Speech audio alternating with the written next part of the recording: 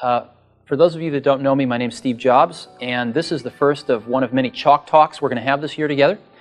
The subject of this one is really important, which is who is our target customer, why are they selecting our products over our competitions, and what distribution channels are we going to use to reach these customers.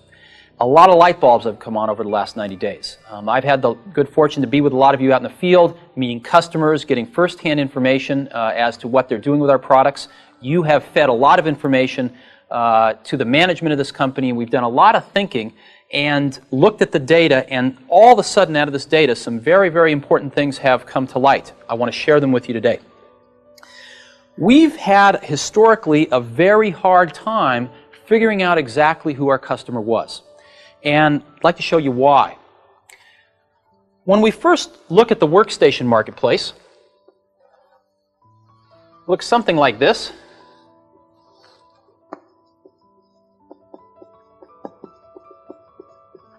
And the biggest player, as you know, in the workstation marketplace is Sun. Second biggest player is HP Apollo. Third biggest player is DEC. And IBM with the RS-6000 is now in the game as well. And then, outside the workstation marketplace, the very large market for PCs and Macintoshes, the traditional personal computer market. Now, we looked at the workstation marketplace and we said, wow, we have multitasking. We have great networking just like the workstations. We use Unix. We have a pretty good development environment. So we're a lot like these folks.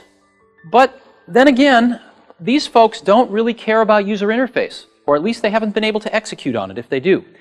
They don't really have great third-party application software, and these are not machines for mere mortals.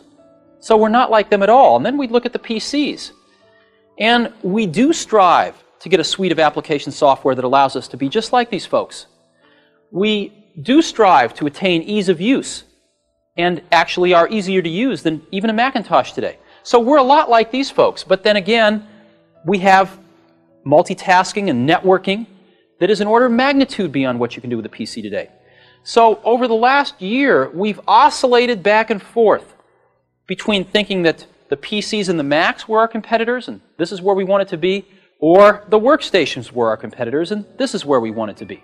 In essence, are we an easier-to-use workstation, or are we a more powerful PC?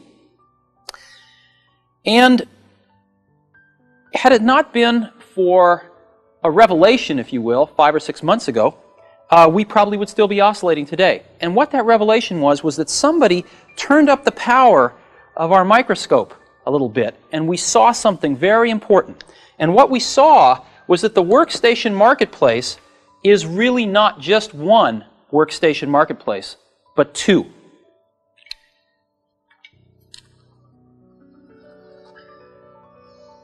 There's the traditional half, which is what we've come to know and love, science and engineering, which does indeed look just like this. But there's a new half emerging, which we're calling the professional half. That is, professionals that are not scientists and engineers who want the power of workstations. And inside this marketplace, there are several sub-markets. Publishing, the high end of the publishing market, tech pubs. Medical, a lot of database-driven applications. Higher education, etc., etc., etc. Legal markets in here, many, many markets are in here. And what's very interesting is Sun is the only company that seems to have eked out a beachhead over here. And our data says that in 1990, Sun sold around 40,000 computers into this market and had about an 80% market share. So the entire professional workstation market in 1990 was about 50,000 units. And Sun had the majority share. That's why we didn't see it before. It was such a small blip compared to the workstation marketplace or, of course, the PC marketplace that it did not show up on our radar screen. But we've seen it now, and it's good that we have because this is a marketplace that we can dominate. And it's a marketplace that's going to be very large. The market research data that we have and also our gut feelings from many, many years in the industry, say that this marketplace in 91 is going to grow to about 100,000 units in size. It's going to double this year. And next year in 92, it's going to triple to about 300,000 units. That is a substantial marketplace. What is also exciting about this marketplace is that 100% of our volume goes in here. In other words, if we could ship 50,000 computers into all these markets this year, we would have a 50% market share of one of the fastest growing segments of the entire computer industry. Now, let's examine why this thing is going to grow. What is going to cause this thing to grow from 50 to 100,000 to 300,000 units? Clearly, it is not these people deciding to stop being engineers and go to business school and reemerge over here. That's not how it's going to grow. It's going to grow from two factors. Number one, these folks moving in. PCs and Mac owners deciding that they need more sophisticated networking, more sophisticated development environments, etc., deciding they need to step up to workstations. And one other class of users. There's a lot of people now using 3270 terminals or terminal emulators hooked up to a mainframe for database-driven applications. More and more, they are deciding to move their applications onto a powerful desktop workstation connected via networking to the mainframe so that they can get the application out of the mainframe and onto the desktop for more rapid development, for better user interface, and for better economics. So these two factors are what's going to cause this market to increase almost an order of magnitude in size over the next 24 months.